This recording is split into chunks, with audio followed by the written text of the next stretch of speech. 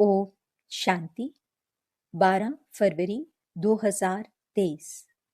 मीठे प्यारे अव्यक्त बाप दादा के आज के मधुर महावाक्य। ओरिजिनल मुरली डेट 16 दिसंबर 1993।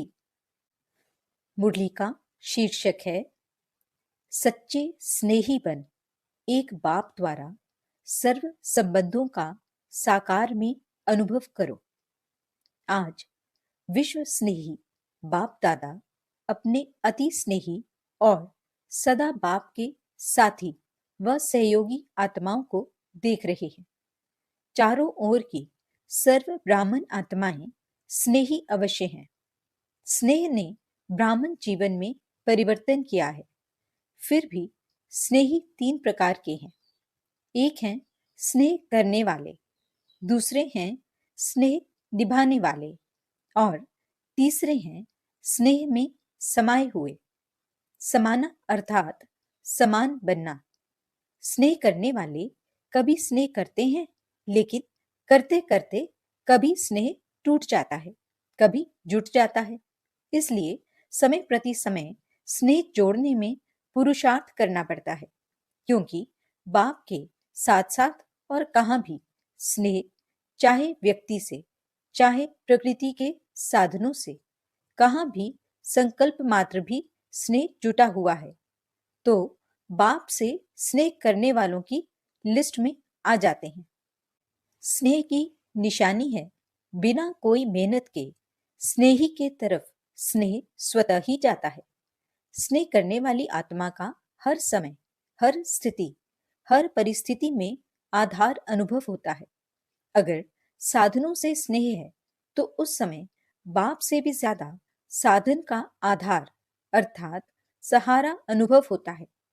उस समय उस आत्मा के संकल्प में बाप का स्नेह याद भी आता है। सोचते भी हैं कि बाप का स्नेह श्रेष्ठ है, लेकिन यह साधन व व्यक्ति का आधार भी आवश्यक है।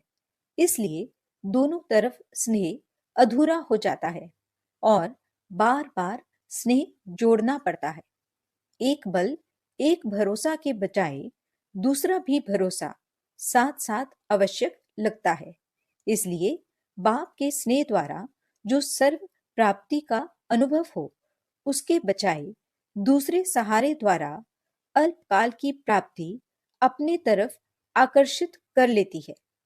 इतना आकर्षित करती है जो उसी को ही आवश्यक समझने लगते हैं। लगाव नहीं समझते, लेकिन सहारा समझते हैं। इसको कहा जाता है स्नेह करने वाले। दूसरे हैं स्नेह निभाने वाले। स्नेह करने के साथ साथ निभाने की भी शक्ति है। निभाना अर्थात स्नेह का रिस्पॉन्स देना, रिटर्न देना। स्नेह का रिटर्न है जो स्नेही बाप बच्चों से श्रेष्ठ आशाएं रखते हैं, वो सर्व आशाएं प्रैक्टिकल में पूर्ण करना। तो निभाने वाले बहुत करके प्रैक्टिकल में करके दिखाते हैं, लेकिन सदा बाप समान अर्थात समाये हुए वो अनुभूति कभी होती है, कभी नहीं होती।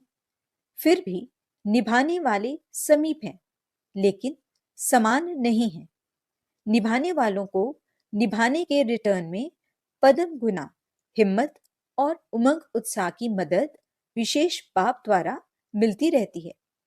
तीसरे जो स्नेह में समाये हुए हैं, उन आत्माओं के नैनों में, मुख में, संकल्प में, हर कर्म में सहज और स्वतः स्नेही बाप का साथ सदा ही अनुभव होता है। बाप उससे जुदा नहीं और वो बाप से जुदा नहीं। हर समय बाप के स्नेह के रिटर्न में प्राप्त हुई सर्व प्राप्तियों में संपन्न और संतुष्ट रहते हैं। इसलिए और किसी भी प्रकार का सहारा उन्हों को आकर्षित नहीं कर सकता, क्योंकि कोई न कोई अल्पकाल की प्राप्ति की आवश्यकता किसी और को सहारा बनाती है, अर्थात संपूर्ण स्नेह में अंतर डालती है। स्नेह में समाई हुई आत्माएं सदा सर्व प्राप्ति संपन्न होने के कारण सहज ही एक भाव दूसरा न कोई, इस अनुभूति में रहती हैं। तो स्नेही सभी हैं, लेकिन 3 प्रकार के हैं। अब अपने से पूछो, मैं कौन? अपने को तो जान सकते हैं ना। स्नेही हैं तभी स्नेह के कारण ब्राह्मण जीवन में चल रहे हो, लेकिन स्नेह के साथ निभाने की शक्ति, इसमें नंबरवार बन जाते हैं। स्नेह के साथ शक्ति भी आवश्यक है। जिसमें स्नेह और शक्ति दोनों का बैलेंस है, वही बाप समान बनता है। ऐसे समाई हुई आत्माओं का अनुभव यही होगा। बाप के स्नेह से दूर होना ये मुश्किल है, समाना सहज है। दूर होना मुश्किल है, क्योंकि समाई हुई आत्माओं के लिए एक बाप ही संसार है। संसार में आकर्षित करने वाली 2 ही बातें हैं, एक व्यक्ति का संबंध और दूसरा भिन्न भिन्न वैभवों व साधनों द्वारा प्राप्ति होना। तो समाई हुई आत्मा के लिए सर्व संबंध के रस का अनुभव एक बाप द्वारा सदा ही होता है। सर्व प्राप्तियों का आधार एक बाप है, न कि वैभव व साधन। वैभव व साधन रचना है और बाप रचता है। जिसका आधार रचता है, उसको रचना द्वारा अल्पकाल के प्राप्ति का स्वप्न मात्र भी संकल्प नहीं हो सकता। बाप दादा को कभी कभी बच्चों की स्थिति को देख हंसी आती है, क्योंकि आश्चर्य तो कह नहीं सकते, फुल स्टॉप है। चलते चलते बीज को छोड़ टाल टालियों में आकर्षित हो जाते हैं। कोई आत्मा को आधार बना लेते हैं, कोई साधनों को आधार बना लेते हैं, क्योंकि बीज का रूप रंग शोभनिक नहीं होता और टाल टालियों का रूप रंग बड़ा शोभनिक होता है। देहधारी के संबंध का आधार देह भान में सहज अनुभव होता है और बाप का आधार देह भान से परे होने से अनुभव होता है। देह भान में आने की आदत तो है ही, न चाहते भी हो सकते हैं। इसलिए देहधारी के संबंध का आधार व सहारा सहज अनुभव होता है। समझते भी हैं कि ये ठीक नहीं है, फिर भी सहारा बना लेते हैं। बाप दादा देख देख मुस्कुराते रहते हैं। उस समय की स्थिति हंसाने वाली होती है। जैसे आप लोग क्लासेस में व भाषणों में एक तोते की कहानी सुनाते हो। उसको मना किया कि नलके पर नहीं बैठो, लेकिन वो नलके पर बैठ करके बोल रहा था। ऐसे बच्चे भी उस समय मन में अपने आप से एक तरफ यही सोचते रहते कि एक बाप दूसरा न कोई, बार बार अपने आप से रिपीट भी करते रहते, लेकिन साथ साथ फिर यह भी सोचते कि स्थूल में तो सहारा चाहिए। तो उस समय हंसी आएगी ना, और उस समय फिर माया चांस लेती है। बुद्धि को ऐसा परिवर्तन करेगी जो झूठा सहारा ही सच्चा सहारा अनुभव होगा। जैसे आजकल झूठा सच्चे से भी अच्छा लगता है, ऐसे उस समय रॉन्ग राइट अनुभव होता है। और वो रॉन्ग बात, झूठा सहारा उसको पक्का करने के लिए व झूठ को सच्चा साबित करने के लिए, जैसे कोई भी कमजोर स्थान होता है तो उसको मजबूत करने के लिए पिलर्स लगाए जाते हैं। तो माया भी कमजोर संकल्प को मजबूत बनाने के लिए बहुत रॉयल पिलर्स लगाती है। क्या पिलर लगाती है? माया यही संकल्प देती है कि ऐसा तो होता ही है, कई बड़े बड़े भी ऐसे ही करते हैं, ऐसे ही चलते हैं, या कहते अभी तो पुरुषार्थी ही हैं, संपूर्ण तो हुए नहीं हैं, तो जरूर अभी कोई ना कोई कमी रहेगी ही, आगे चल संपूर्ण बन जाएंगे। ऐसे ऐसे व्यर्थ संकल्प रूपी पिलर्स कमजोरी को मजबूत कर देते हैं। तो ऐसे पिलर का आधार नहीं लेना। समय आने पर ये आर्टिफिशियल पिलर धोखा दे देते हैं। सर्व संबंधों का सहारा एक बाप सदा रहे, ये अनुभव कम करते हो। इस सर्व संबंधों के अनुभव को बढ़ाओ। सर्व संबंधों की अनुभूति कम होने के कारण कहीं न कहीं अल्पकाल का संबंध जुट जाता है।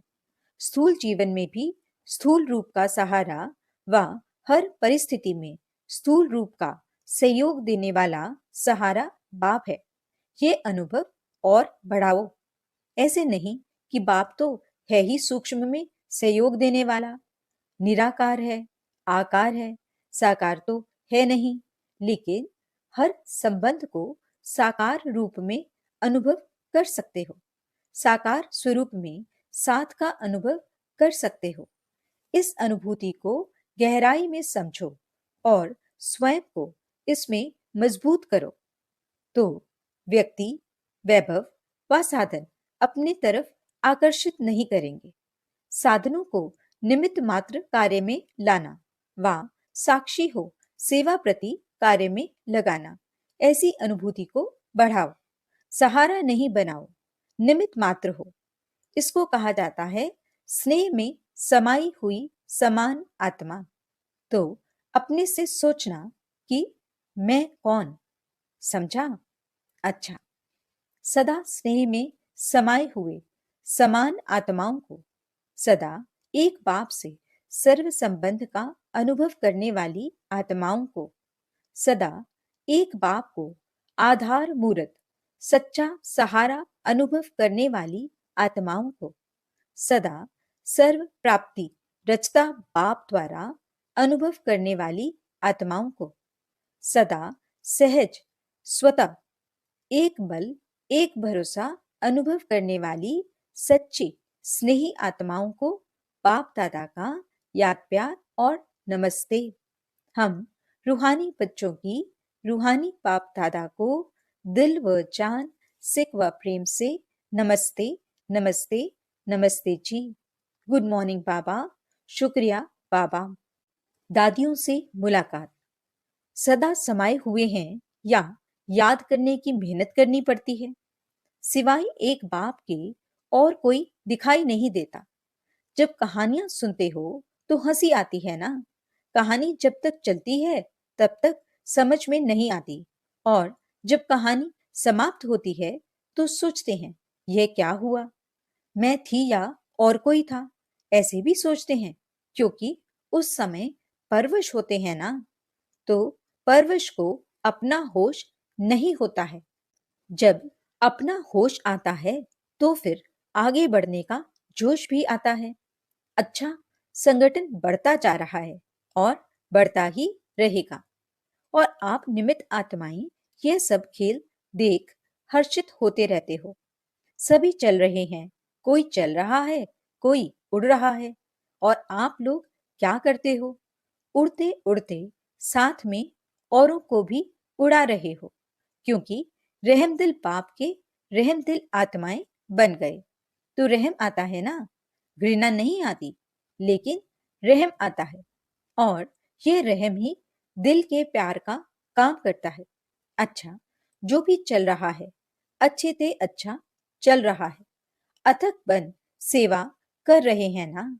निमित्त आत्माओं के अथकपन को देख सब में उमंग आता है ना। अव्यक्त बाप दादा की पर्सनल मुलाकात। साधारणता को समाप्त कर विशेषता के संस्कार नेचुरल और नेचर बनाओ। अपने को सदा संगम युग के रूहानी मौजों में रहने वाले अनुभव करते हो। मौजों में सदा हो, व कभी मौज में कभी मूंझते भी हो, या सदा मौज में रहते हो। क्या हालचाल है? कभी कोई ऐसी परिस्थिति आ जाए व ऐसी कोई परीक्षा आ जाए तो मूंझते हो थोड़े टाइम के लिए, और उस थोड़े टाइम में अगर आपको काल आ जाए तो फिर क्या होगा? अकाली मृत्यु का तो समय है ना। तो थोड़ा समय भी अगर मौज के बजाय मूंझते हैं और उस समय अंतिम घड़ी हो जाए तो अंत मतेसो गति क्या होगी? इसलिए सुनते रहते हो ना, सदा एवर रेडी। एवर रेडी का मतलब क्या है?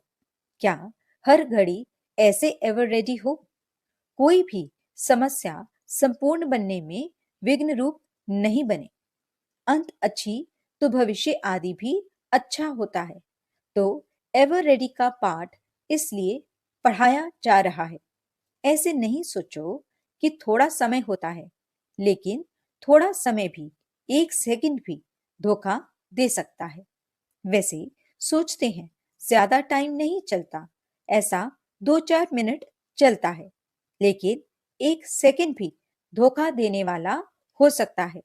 तो मिनट की तो बात ही नहीं सोचो, क्योंकि सबसे वैल्यूएबल आत्माएं हो, अमूल्य हो। अमूल्य आत्माओं का कोई दुनिया वालों से मूल्य नहीं कर सकते। दुनिया वाले तो आप सबको साधारण समझेंगे, लेकिन आप साधारण नहीं हो, विशेष आत्माएं हो। विशेष आत्मा का अर्थ ही है जो भी कर्म करे, जो भी संकल्प करे, जो भी बोल बोले, वो हर बोल और हर संकल्प विशेष है, साधारण नहीं हो। समय भी साधारण रीति से नहीं जाए, हर सेकंड और हर संकल्प विशेष हो, इसको कहा जाता है विशेष आत्मा। तो विशेष करते करते साधारण नहीं हो जाए, ये चेक करो। कई ऐसे सोचते हैं कि कोई गलती नहीं की, कोई पाप कर्म नहीं किया, कोई वाणी से भी ऐसा उल्टा सुल्टा शब्द नहीं बोला, लेकिन भविष्य और वर्तमान श्रेष्ठ बनाया।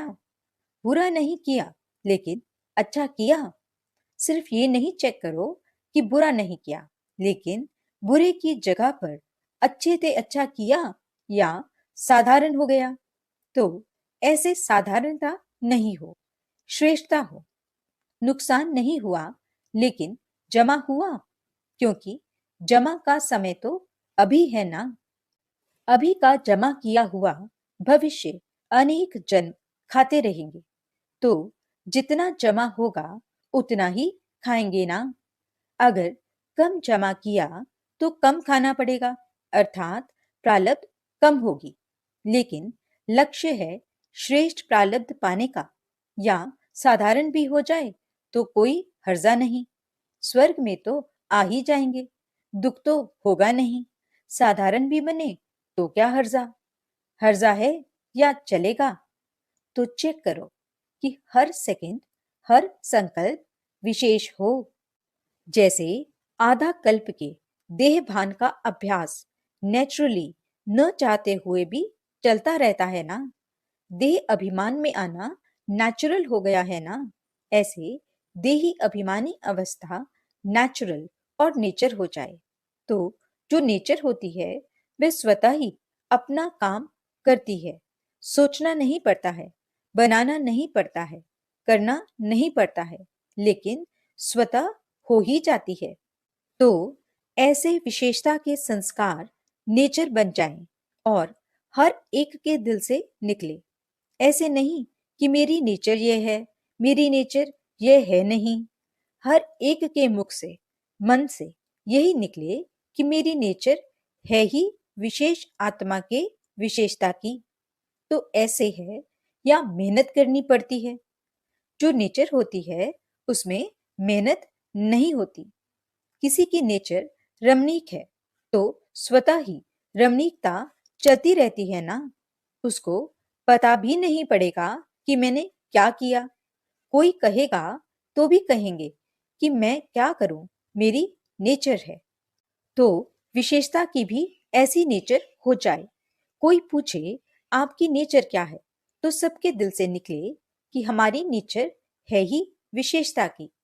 साधारण कर्म की समाप्ति हो गई, क्योंकि मर जीवा हो गए ना। तो साधारणता से मर गए, विशेषता में जी रहे हैं, माना नया जन्म हो गया।